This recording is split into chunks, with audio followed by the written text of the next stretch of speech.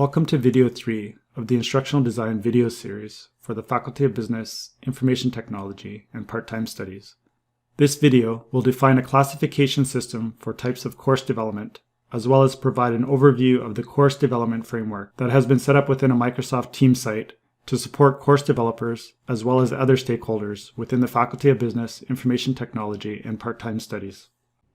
By the end of this training, you'll be able to, number 1, label curriculum development according to a defined classification system, and number 2, examine the course development framework that has been set up within a Microsoft Teams site to support course developers within the Faculty of Business, Information Technology, and Part-Time Studies.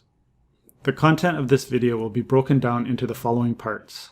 Part 1, classification system for curriculum development, and Part 2, course development framework, which has been organized within a Microsoft Teams site. Part 1, classification system for curriculum development. Before taking you on a tour of the course development framework within Microsoft Teams, it is important to categorize the different types of curriculum development within the Faculty of Business, Information Technology, and Part-Time Studies. The curriculum development predominantly falls into one of two main buckets, Type A or Type B.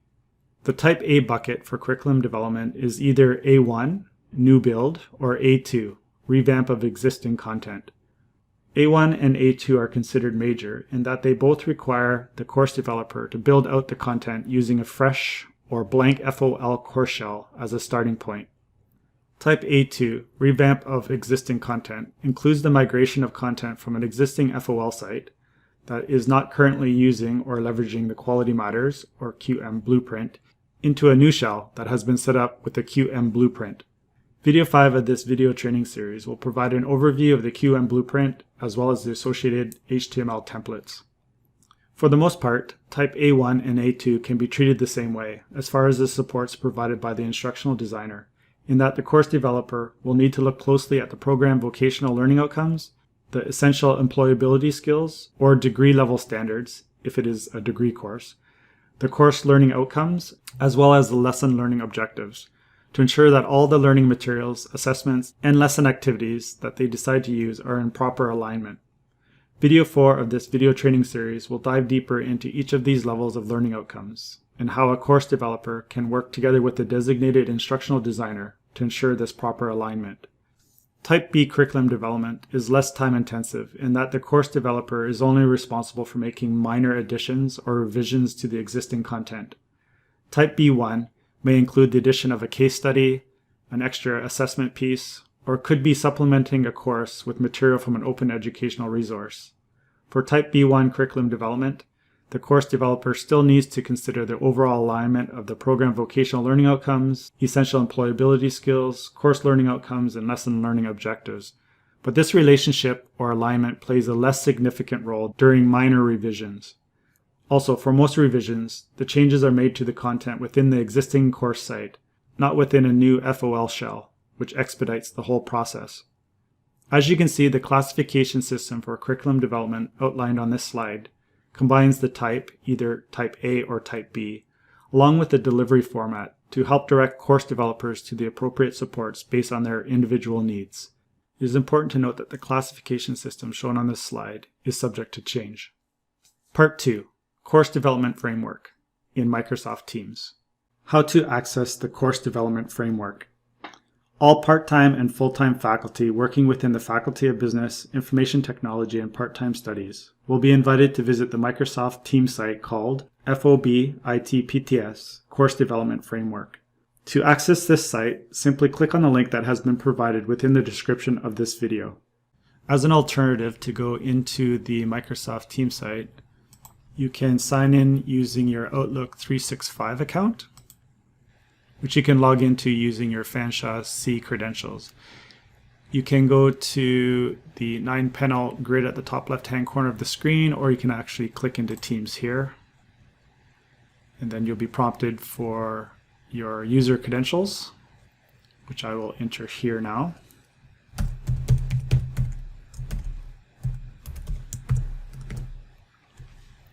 Once you enter Teams, you'll be able to locate the course development framework right here. Once you locate the shared team site, you can click either on the image or underneath the image. Once you click to go inside the Course Development Framework team site, you'll be greeted by a short welcome message linking out to this video, or video 3 of the Instructional Design video series, as well as video 4 of the Instructional Design video series called Project Folder. It is highly recommended that you watch both of these videos to better understand the supports that have been set up for you as the course developer, and how the support set up within the Course Development Framework team site can assist you through the design phase as well as the development phase of your course development. After you read the welcome message, you can then go to the top of the page and click on Files. This will open up 3 subfolders within the shared team site. The first one is the Course Development Framework, the second one is the Project folder, and the third one is Other Resources. The rest of this video will detail how the dedicated resources contained within the Course Development Framework subfolder can be used to support Type A1, Type A2, and Type B1 curriculum development. Let's click into the subfolder called Course Development Framework. Within this subfolder, you'll be able to access 5 key files or documents. The first file that you should click on is the 05 Course Development Framework Kickoff Meeting, which is a PowerPoint slide deck that provides an overview of how all the other key documents residing within the Course Development Framework subfolder may be leveraged to support the course developer as well as other key stakeholders. Once the PowerPoint opens, you can then advance through the slide deck.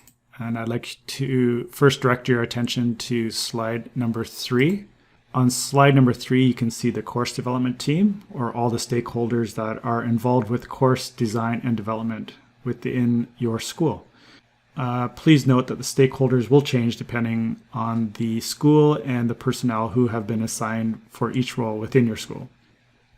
It is important to note that the assigned faculty fill both the role of the course developer as well as the subject matter expert.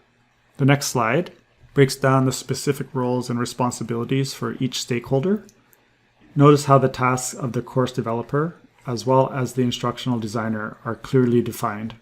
Within the description of the instructional designer, you'll notice that there are links provided out to the key supporting documents that are located within the subfolder.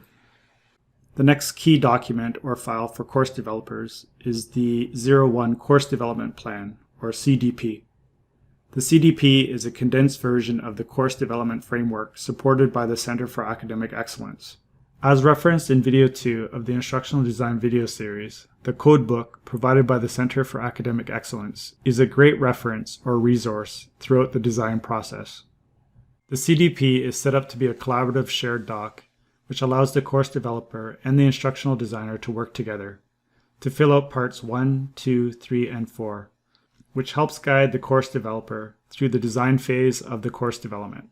Part 1 and Part 2 of this document will be the responsibility of the assigned instructional designer, who will fill out this information to ensure that this data is retrievable for all stakeholders who have access to the shared Microsoft Teams site. The majority of this information can be referenced or copied from the course outline, including the program vocational goals, the essential employability skills, or degree level standard benchmarks if it's a degree course, as well as the course learning outcomes, which would be Part 2.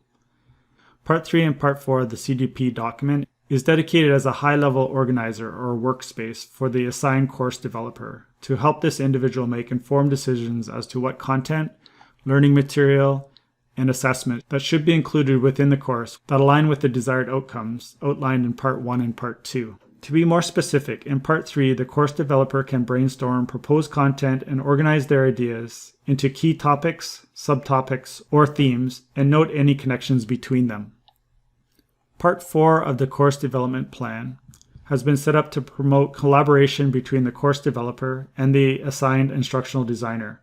It provides an overview or breakdown of the modules contained within the course, a column for entering CLOs, or the course level outcomes, which align with each of the modules. These outcomes will be pre-mapped and can be grabbed or inserted from Part 2 of the course development plan. The next column over, or column 3, is dedicated to lesson level objectives. These are the ones that need to be created by the course developer. The other designated columns are for entering the proposed learning content, activities, summative assessments, that align with the targeted CLOs and LLOs. When faculty members are assigned minor revisions, or those that fall under the B1 classification type, it is important that Part 1 and Part 2 of the CDP are filled out or completed. This way, other stakeholders are still able to collaborate with them within the Microsoft Teams site. However, Part 3 and Part 4 can be filled out according to the specific needs of the course development. For example, if the faculty is integrating an open educational resource for only modules 4 and 5, then only these cells would need to be populated within Part 3 and within Part 4.